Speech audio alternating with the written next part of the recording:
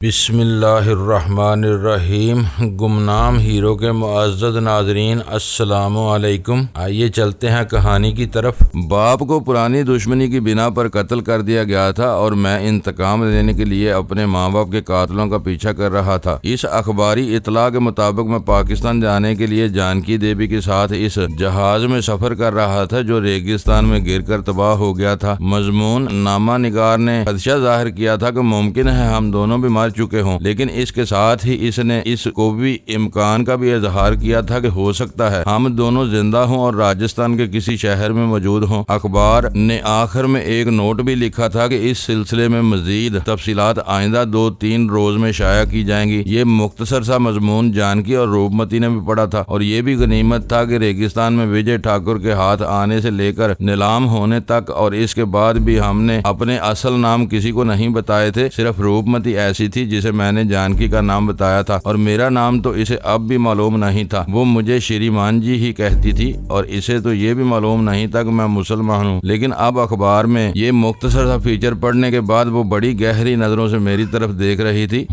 वो गहरा सांस लेते हुए बोली, इसकी नजरें मेरे चेहरे पर मरकूज थी। तुमने अपने बारे में बहुत कुछ बताया था, लेकिन कुछ बातें तुमने मसलहतन छुपाई थी। मसलन ये कि मैं मुसलमान हूँ। मैंने इसकी बात काटते हुए कहा, तुम्हें मेरे धर्म के बारे में जानकर शायद दुख हुआ हो। और बिल्कुल नहीं, इस मर्तबा रूपमती ने मेरी बात काट दी। मैं तंग नजर और मुतासब नहीं हूँ और वैसे भी मैं खुद कौन सी अपनी धर्म की पाबंद हूँ। धर्म का तो महज ठप्पा है। वो चंद लम्हों को खामोश हुई, फिर बोली, जानकी भी हिंदू है और कई साल से तुम्हारे साथ है। मेरा ख्याल है कि हम दीन और धर्म के चक्रों से निकल जाएं तो बेहतर जिंदगी गुजार सकते हैं। ऐसा भी नहीं है, मैंने मुस्कुराते हुए कहा। धर्म कोई भी हो, इसमें ज़ाब्ता इखलाक और ज़ाब्ता हयात होता है। मजहबी पाबंदियां न हो तो इंसान जानवरों से भी बदतर हो जाए। बहरहाल मैं इस मौजू पर बहस नहीं करना चाहता। मुझे तो ये जानकर खुशी हुई कि तुम में ऐसा कोई तासब नहीं है, लेकिन इस इंकशाफ के बाद हमारे लिए कुछ मुश्किलात जरूर पैदा हो जाएंगी। रूपमती ने कहा, अगर दरमेश को पता चल गया कि तुम दोनों वही हो तो वो हमारे लिए मुश्किलात पैदा कर सकते हैं। इन्हें कैसे पता चलेगा? मैंने कहा, अखबार में हमारी तस्वीरें तो छपी नहीं जिनसे वो हमें पहचान ले। बहरहाल हम मोहतात रहेंगे और तुम मुझे इस नाम से भी पुकारो जिस नाम से मुझे दोस्तों से मुतारफ कराया था। मैं तो भूल गया। हिम्मत सिंह, रूपमती ने कहा, और मैं गलत नहीं रखा था। तुम वाकई हिम्मत वाले हो। होंठों पर मुस्कुराहट आ गई। जानकी खामोश बैठी हमारी बातें सुन रही थी। कुछ देर बाद हमारी गुफ्तगू का मौजू भी बदल गया। धर्म सिंह के बारे में बात करते हुए कमला का नाम आया। चौंक गया। मुझे याद आया कि जब रूपमती ने कमला के लिए दरमेश के कपड़े लाने के लिए कहा था तो वो क्वार्टर की चाबी कमला के पास थी और इस बात पर वो भी गई थी, जिससे मैं ये अंदाजा लगा चुका था कि दरमेश के तल्लुकात कुछ ज्यादा ही गहरे थे। इन दोनों भाइयों ने हवेली में आकर तोड़ फोड़ की थी। इसके कहने के मुताबिक कमला एक तरफ खामोश खड़ी रही और फिर इनके साथ ही चली गई थी। इन सारी बातों से मैं इस नतीजे पर पहुंच गया था। शुरू ही से इनके साथ ही और मौका मिलते ही इनके साथ चली गई थी। कमला का बैकग्राउंड क्या है? मैंने इस तरफ देखते हुए कहा। वो कब से तुम्हारे पास यहाँ किसके तवसत से आई थी? मेरी एक दोस्त ने इसके लिए सिफारिश की थी। रूपमती ने जवाब दिया, कमला दरअसल रहने वाली है। ये कस्बा यहाँ से चंद मील के फासले पर है। इसका बाप कस्बे में तांगा चलाता था। शराबी कबाबी कोई भी ऐसा ऐब नहीं था जो इसमें ना हो। जुए और शराब में उड़ा देता। फिर इसने तांगा भी। इसकी बीवी लोगों के घरों में काम करती थी। इसे छोटा मोटा खाना और कुछ पैसे मिल जाते थे। पैसे छीन लेता था। इसने घर की सारी चीजें बेच डाली थी। इसकी नजरें जवान बेटी पर पड़ गईं। वो इसे भी बेच देता। कमला की माँ शोहर के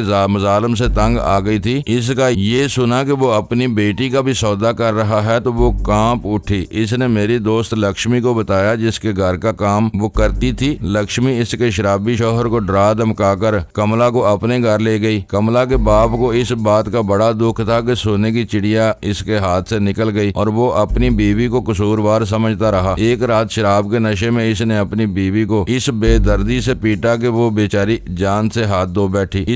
इसके बाद जेल हो गई। कमला 4 साल लक्ष्मी के पास रही। तकरीबन 1 साल अमेरिका जाने लगी तो कमला को मेरे हवाले कर दिया। कमला इस वक्त से मेरे पास है। रूपमती चंद लम्हों को खामोश हुई, फिर बात जारी रखते हुए गोया, शुरू में तो ये ठीक ठाक रही लेकिन बाद में पर पुर्जे निकालने लगी। एक दिन मैंने इसे दरमेश के क्वार्टर से निकलते हुए देख लिया। मैंने इसे डांटा और हवेली से निकाल देने की धमकी धमकी भी दी थी। वो चंद रोज तक तो मोहतात रही, लेकिन फिर इसी डगर पर चल पड़ी। मैंने इसे इसके हाल पर छोड़ दिया और मेरा ख्याल है कि अब वो दरमेश के साथ होगी। इसके खामोश होने पर कहा, जाहिर है वो और कहाँ जा सकती है। रूपमती ने कहा, और ये दोनों भाई कहाँ मिलेंगे, इनका कोई ठिकाना? मैंने पूछा। चंद महीने पहले मेरी अदम मौजूदगी में तेज सिंह एक औरत को हवेली में ले आया था। मैंने सर्जनश की तो इसने झील के करीब एक मकान किराए पर ले लिया था। इसकी इन हरामजदगियों के लिए ये दोनों भाई अक्सर वहाँ जाते रहते थे और मेरा ख्याल है कि अब भी वहीं होंगे। ठीक है, मैंने कहा, कल रात हम इनके घर जाएंगे। क्या? रूपमती ने घूर कर मेरी तरफ देखा। इससे पहले कि वो हमारे खिलाफ कोई और हरकत करें, इन्हें बता देना चाहिए कि हम बेबस नहीं हैं। रूपमती मुझे घूरती रही मगर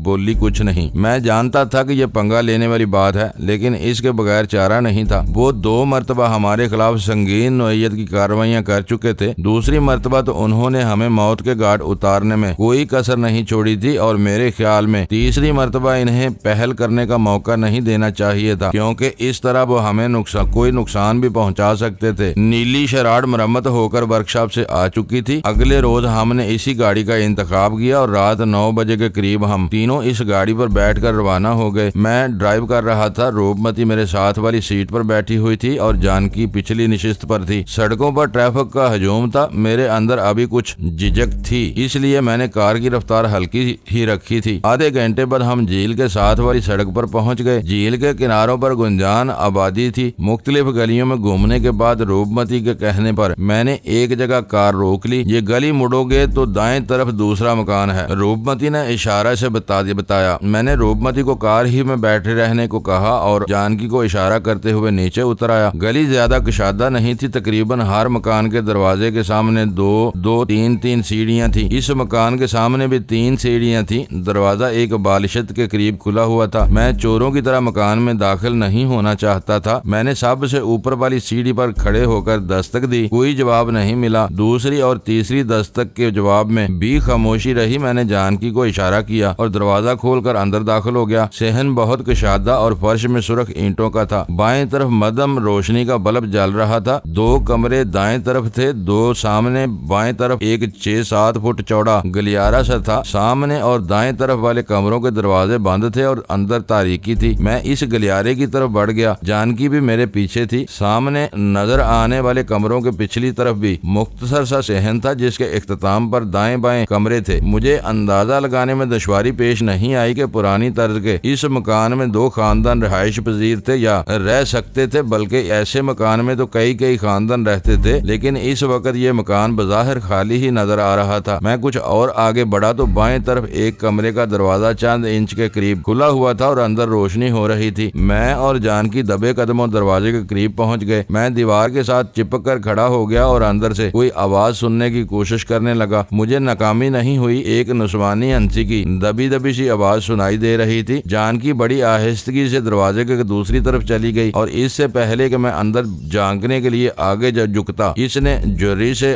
आंख लगा दी और एक झटके से सीधी हो गई। इसके चेहरे पर बड़े नागवार तासरात उभर आए थे। इसने मुझे इशारा किया। मैं भी जोरी से आंख लगाते ही एक झटके से सीधा हो गया। अंदर बहुत ही काबिले एतराज मंजर था। तेज सिंह बेड पर लेटा हुआ था और कमला इसके जिस्म पर लिबादा बराए नाम ही था। मुझे शदीद झटका लगा। कमला तो छोटे भाई दरमेश की, लेकिन इस वक्त बड़ा भाई इसे दिल बहला रहा था। मैंने जानकी को इशारा किया और पैर की ठोकर से दरवाजा खोलकर अंदर दाखिल हो गया। वो दोनों बदहवास होकर बेड से नीचे पड़े। कमला ने बेड से छलांग लगा दी और कुर्सी पर चादर उठाकर अपनी बरहनगी छुपाने की कोशिश करने लगी। तेज सिंह भी एक झटके से उठकर खड़ा हो गया तो इसकी फटी सी नजरों से मेरी तरफ देख रहा था, जैसे अपनी आंखों पर यकीन न आ रहा हो। जानकी भी अंदर आकर दरवाजे के सामने खड़ी हो गई थी। इसे देखकर भी तेज सिंह की आंखें फटी की फटी रह गई थी। इसके चेहरे का रंग भी पीला पड़ गया था, लेकिन फौरन ही अपनी कैफियत पर काबू पा लिया था। तुम्हें तुम्हारी मौत ही यहाँ खींच लाई है, मेरी तरफ देखते हुए गुर्राया। अब यहाँ से तुम्हारी लाश ही उठेगी। अभी पता चल जाएगा कि अर्थी किसकी उठती है। मैंने पुरस्कून लहजे में जवाब दिया। तुमने जो कहा है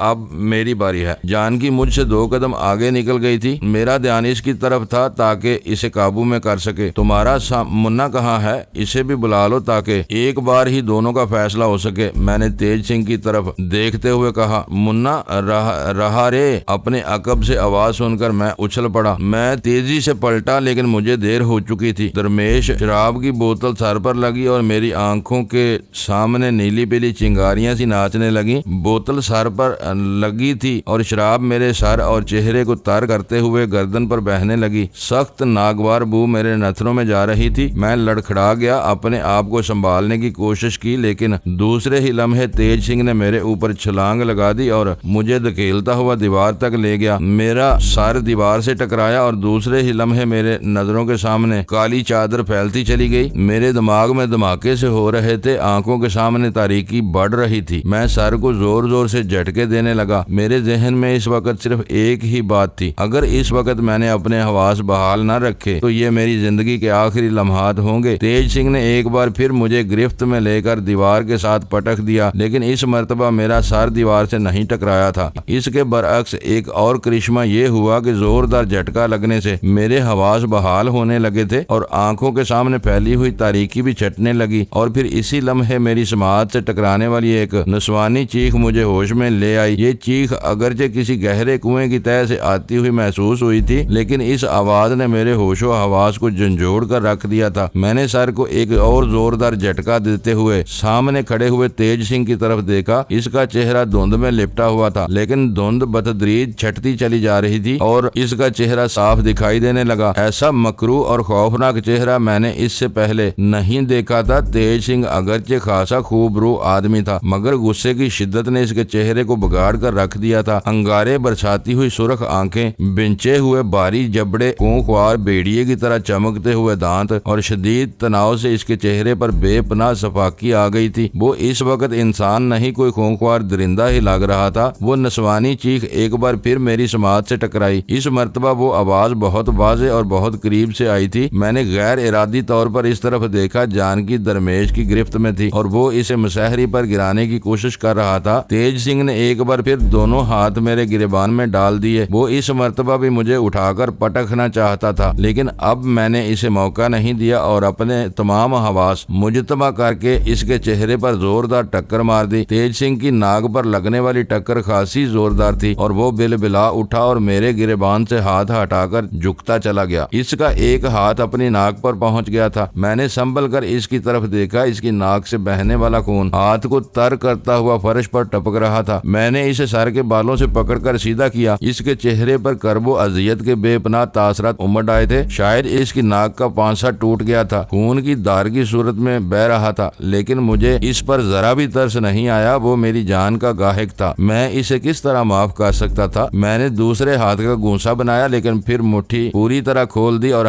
खुली हथेली से इसके मुंह पर एक और जोरदार वार किया। वो एक बार फिर चीख उठा। इस मर्तबा इसके मुंह से भी खून बह निकला। वो पीछे की तरफ लड़खड़ाता हुआ साइड टेबल से टकराया, लेकिन फौरन ही संभल गया और हैरत अंगेज फुर्ती का मुजाहरा करते हुए इसने साइड टेबल पर रखी हुई शराब की खाली बोतल उठा ली और दूसरे ही लम्हे पीछे हटते हुए इसने बोतल जोर से दीवार पर मारी। बोतल पैंदे की तरफ से इस तरह टूट गई कि शीशे की कई नोकें निकल आईं। वो बोतल को गर्दन की तरफ से पकड़े मेरी तरफ बढ़ा। इसका चेहरा एक बार फिर सफाकी के नकाब में छुप गया था। नाक और मुंह से बहते हुए खून से इसका चेहरा कुछ और भी भयानक हो गया था। टूटी हुई बोतल एक खतरनाक हथियार बन गई थी। वो बोतल वाला हाथ निकाले मेरी तरफ बढ़ रहा था। एक दो मर्तबा हमला आवर अंदाज में इसने हाथ को हरकत भी दी थी, लेकिन मैं पीछे हटता चला गया। मेरा पांव फर्श पर पड़ी हुई एक खाली बोतल पर पड़ा। वो बोतल फर्श पर फिसल गई। मैं अपना तवाज़ुन बरकरार न रख सका और लड़खड़ा गया। मैंने अपने आप को संभालने की बहुत कोशिश की, मगर कामयाब न हो सका और पुश्त के बल फर्श पर गिरा। इससे पहले कि मैं संभल सकता, तेज सिंह ने मुझ पर छलांग लगा दी। छलांग लगाते हुए इसने टूटी हुई बोतल से मेरे चेहरे पर हमला किया। अगर मैं गैर मामूली फुर्ती का मुजाहरा करते हुए इसका हाथ न रोक लेता तो खंजर की तरह बोतल की कई नोकें मेरे चेहरे को इस तरह मसख कर देती कि मैं खुद भी अपने आप को न पहचान सकता। मैंने एक हाथ से इसका वार रोका था, लेकिन फिर दूसरा हाथ भी इसकी कलाई पर जमा दिया। वो मेरे सीने पर सवार था और बोतल वाले हाथ को पूरी कुव्वत से नीचे लाने की कोशिश कर रहा था। इसमें बेपनाह ताकत थी। बोतल आहिस्ता आहिस्ता मेरे गले की तरफ नीचे आ रही थी। मैंने दांत बेंच लिए और मेरे जिस्म की पूरी ताकत इस वक्त मेरी बाहों में सिमट आई थी। मैं इस बोतल को अपनी शहरग से दूर रखने की भरपूर कोशिश कर रहा था। मैं ये एतराफ करने में कोई शर्म महसूस नहीं करता कि इस वक्त मैं वाकई शदीद दबाव में था। मेरे जिस्म के मसाम बड़ी तेजी से पसीना उगलने लगे थे और चेहरे पर भी पसीने के कतरे उभर आए थे।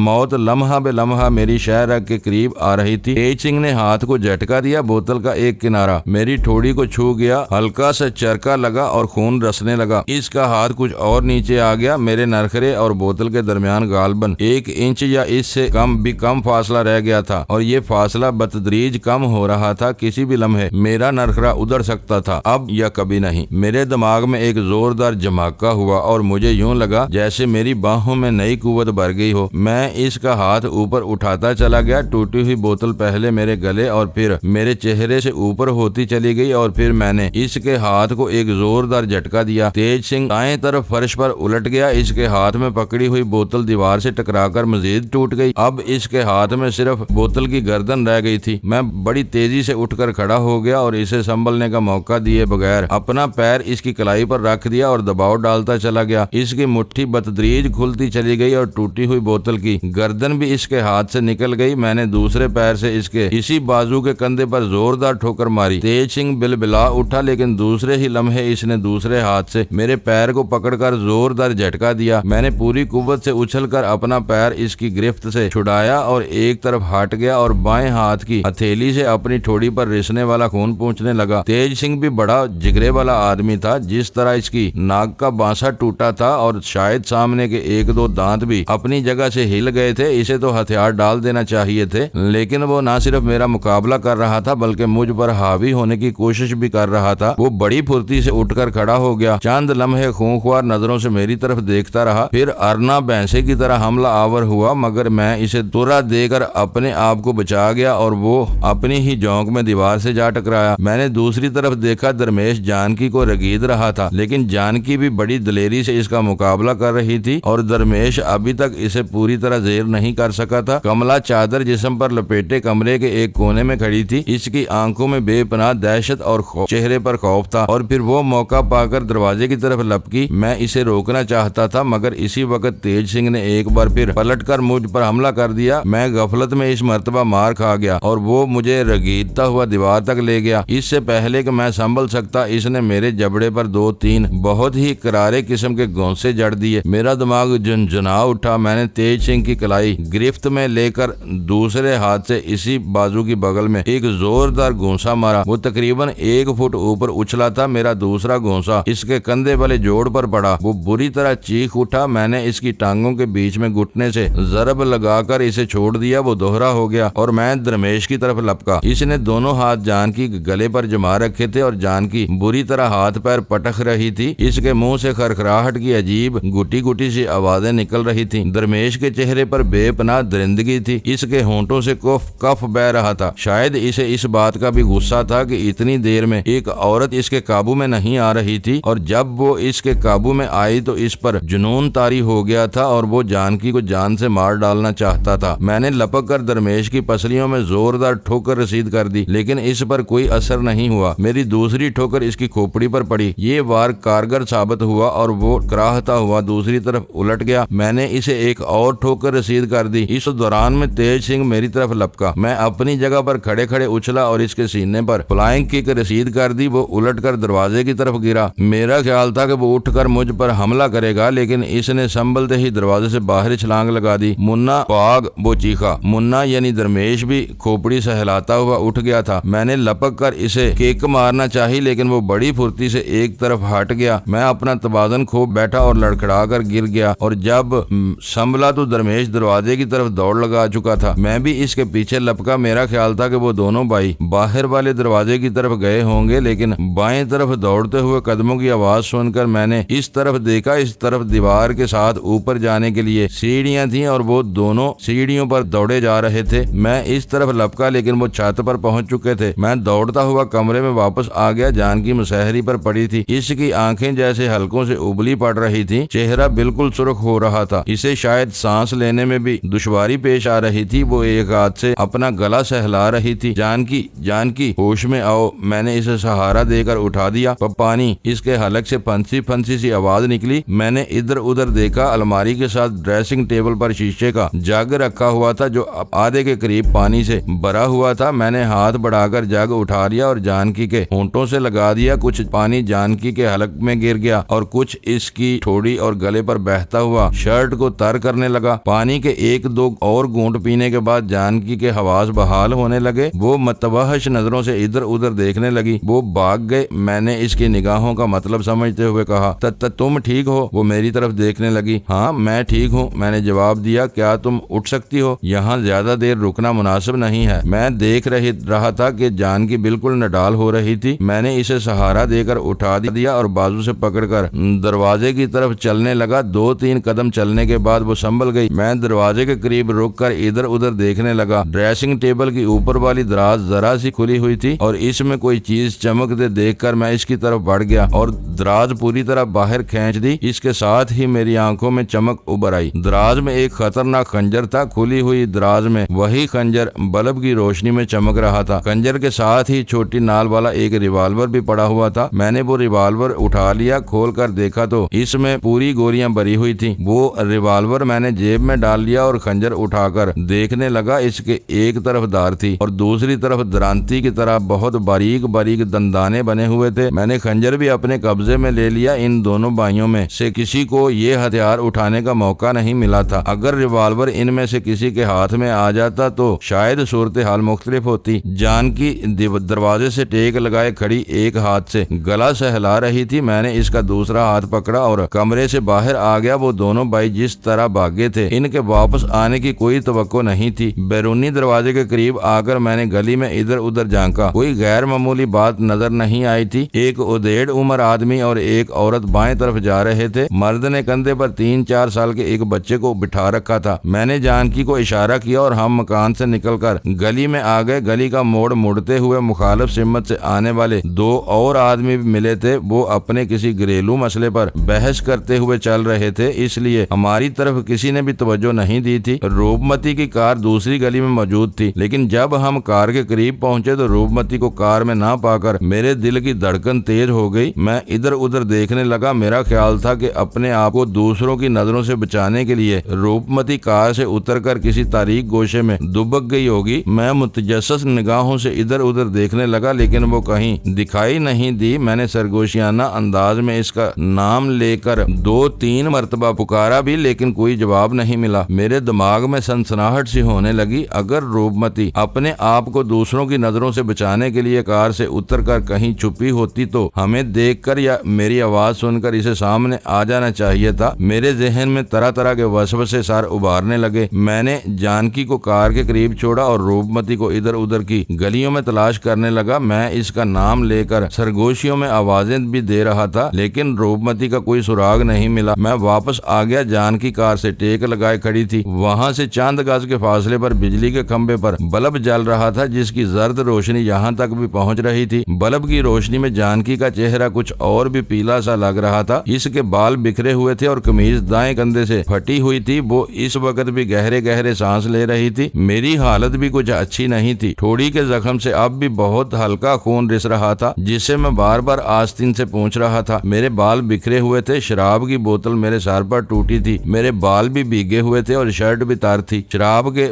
बबके मुसलसल मेरे दिमाग में घुसे जा रहे थे और मैं इस वक्त से अब तक बड़ी मुश्किल से ये बू बर्दाश्त कर रहा था। हम रोशनी में खड़े थे और इस वक्त तो अभी रात के 11 ही बजे थे। गली में इक्का दुक्का लोगों की आमदोरफ्त भी जारी थी। जब कोई हमारे करीब आता तो हम रुख बदल लेते। मुझे अंदेशा था कि हमारी हालत देखकर कोई राहगीर हमसे पूछताछ शुरू न कर दे। रूपमती नहीं मिली। कहाँ गई? जानकी ने मेरी तरफ देखते हुए कहा। पता नहीं कहाँ गायब हो गई। मैंने एक बार फिर इधर उधर देखते हुए जवाब दिया। अचानक मेरे जहन में एक और ख्याल उभरा। वो दोनों भाई छत पर से भागे थे। हो सकता है वो मकान की छतों पर होते हुए इस तरफ कहीं गली में उतरे हों और रूपमती को अकेले देखकर इसे अपने साथ ले गए हों। गाड़ी में बैठो, हम ज्यादा देर यहाँ इंतजार नहीं कर सकते, मैंने जानकी से कहा और इसके लिए पिछली सीट का दरवाजा खोल दिया। जानकी के बैठने के बाद मैं भी ऊपर से घूमकर ड्राइविंग सीट पर बैठ गया। तुम्हारी ठोड़ी से खून बह रहा है, जानकी ने सीट पर आगे झुकते हुए कहा। इसके लहजे में तशवीश नुमायां थी। हाँ, मैंने मैंने इंजन स्टार्ट करते हुए कहा, गनीमत है कि चोट थोड़ी तक ही महदूद रही। अगर टूटी हुई बोतल की नोक में मेरी शहरग को छू जाती तो मैं भी मरहूम हो जाता। ऐसी बातें मुंह से मत निकाला करो, जानकी ने कहा और चंद लम्हों की खामोशी के बाद बोली, रूपमती को तलाश करो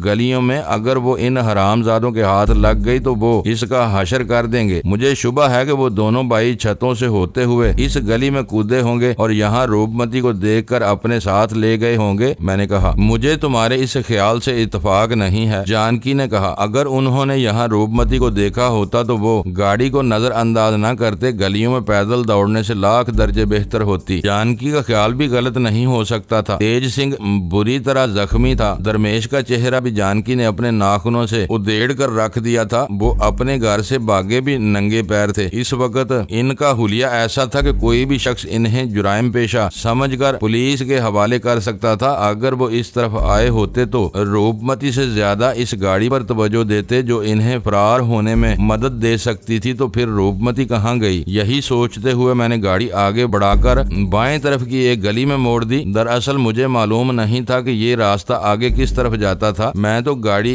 गली में मोड़कर रिवर्स में लेना चाहता था ताकि जिस रास्ते से हम आए थे इस रास्ते से वापस जा सकें। इस गली में अंधेरा था। मैंने कार के हेडलैंप्स नहीं जलाए थे। कार को इस गली में मोड़ा ही था कि कोई कार से टकरा गया। मैंने जल्दी से ब्रेक लगा दिए और गाड़ी के साथ ही हेडलैंप्स रोशन कर दिए। दूसरे ही लम्हे मैं उछल पड़ा। कार से टकराने वाला वो साया कमला थी और इसके पीछे रूपमती थी जो कमला को धक्के देती हुई ला रही थी। कमला ने एक हाथ से अपने जिस्म पर लपेटी हुई चादर पकड़ रखी थी, लेकिन इसके जिस्म का कुछ हिस्सा बरहना हो रहा था। हेडलैंप्स की रोशनी में इसके चेहरे पर बेपनाह खौफ नजर आ रहा था। ए रूपमती, कहाँ गायब हो गई थी तुम? मैं इंजन बंद करके जल्दी से कार से उतर आया। ये कुतिया इत्तेफाक से मुझे इस गली से निकलती हुई नजर आ गई। रूपमती ने जवाब दिया। मुझे गड़बड़ का एहसास हुआ तो मैं कार से उतरकर इसके पीछे लपकी। इसने भी मुझे देख लिया। कम वक्त ने दौड़ा कर थका दिया। इसका हिसाब किताब तो मैं हवेली में जाकर करूंगी और तुम जख्मी हो रहे हो। इन दोनों हरामियों का क्या हुआ? वो दोनों भाग गए और मुझे थोड़ी पर मामूली से चोट लगी है। परेशानी की कोई बात नहीं, चलो गाड़ी में बैठो। हम तो तुम्हें गाड़ी में ना पाकर परेशान हो गए थे। तुम इसे लेकर पीछे बैठो, मैं ड्राइव करती हूँ, रूपमती ने कहा और ऊपर से घूमकर ड्राइविंग सीट पर बैठ गई। मैं कमला को बाजू से पकड़कर दूसरी तरफ से ले आया। पहले इसे धक्का देकर अंदर बिठाया और फिर खुद बैठकर दरवाजा बंद कर लिया। कमला मेरे और जानकी के बीच सैंडविच बनकर रह गई थी। इसने दोनों हाथों से जिस्म पर लपेटी हुई चादर को सामने से समेटकर पकड़ रखा था। रूपमती ने इंजन स्टार्ट करके गाड़ी इसी गली में आगे बढ़ा दी और फिर मुख्तलिफ गलियों से होती हुई गाड़ी एक मेन रोड पर निकल आई। मेरे साथ जुड़कर बैठी हुई कमला बिल्कुल खामोश थी, लेकिन मैं इसके जिस्म की कपकपाहट को वाज़ेह तौर पर महसूस कर रहा था। वो इस तरह पकड़े जाने पर खौफजदा थी और खौफ ने इसकी जुबान भी बंद कर रखी थी। कार मुख्तलिफ सड़कों से होती हुई दयानंद मार्ग में 4 दरवाजे की तरफ निकल आई और वहां से सूरज पोल बाजार और रामगंज बाजार का चौक पार करके खाट दरवाजे से होती हुई गुरु मार्ग की तरफ निकल आई। यहाँ मैं एक बात और भी बताता चलूं कि जयपुर के एक तारीखी शहर है। इसकी बुनियाद महाराजा जय सिंह सानी ने 1727 में रखी थी। इसने तकरीबन 44 साल जयपुर पर राज किया। इसने जयपुर शहर में बहुत सी खूबसूरत इमारतों के अलावा शहर के नवाब में वाक़या पहाड़ी पर एक बहुत मजबूत और शानदार किला भी तामीर करवा दिया था। ये किला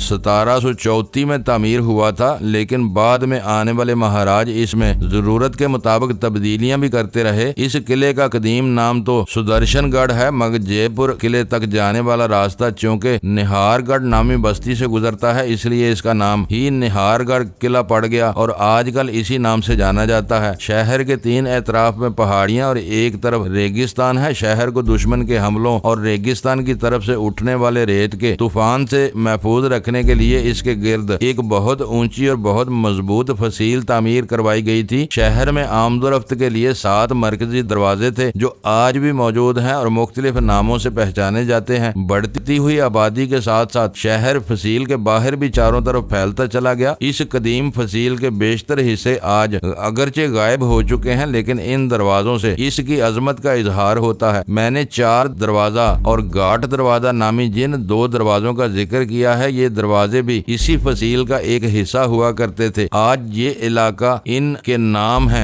ये दरवाजे भी इसी फसील का एक हिस्सा हुआ करते थे। आज ये इन इलाकों के नाम है। अगर मार्ग की मरकजी सड़क पर कुछ फासला तय करने के बाद कार आदर्श नगर की तरफ मुड़ गई, इस तरफ मुड़ते ही मुझे भी रास्ते की समझ आ गई। रूपमती की हवेली आदर्श नगर ही में थी। हवेली तक पहुंचने में चंद मिनट से ज्यादा नहीं लगे थे। रूपमती ने दूर ही से हार्न बजा दिया था। जब हम करीब पहुंचे तो हवेली का गेट खुला हुआ मिला। रूपमती रुके बगैर कार को अंदर लेती चली गई। पोर्च में कार रुकते ही तारा सिंह वहां पहुंच गया। कार का इंजन बंद होते ही मैं और जानकी भी नीचे उतर आए थे। वहां तेज रोशनी थी। रूपमती फौरन ही हमारी तरफ मतवज्जो हो गई। जानकी अब भी कुछ नडाल सी हो रही थी और बार बार एक हाथ से अपना गला सहला रही थी। रूपमती फौरन ही इसकी तरफ मतवज्जो हो गई थी। मैंने भी पहली बार जानकी को गौर से देखा। इसके गले पर दरमेश की उंगलियों के निशान सब्त होकर रह गए थे। नरखरे पर 2-3 खराशें भी थी। खून तो नहीं निकला था, अलबत्ता वो जगह सुर्ख हो गई थी। रूपमती मेरी तरफ मुड़ गई। वो जैसे ही मेरे सामने आई एक झटके से रुक गई और मुझे घूरते हुए बोली, शराब की बू क्या? जब हम तेज सिंह के मकान में दाखिल हुए तो तेज सिंह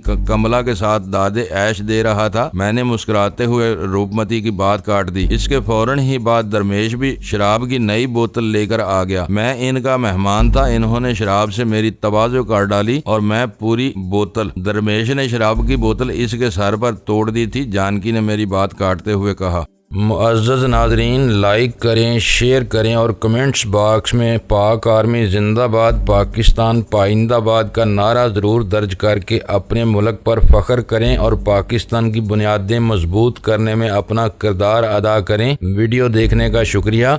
मुअज़्ज़ज़ नाज़रीन, अपना ख्याल रखिएगा और हमारे चैनल का भी। ISI पाक आर्मी जिंदाबाद, पाकिस्तान पाइंदाबाद।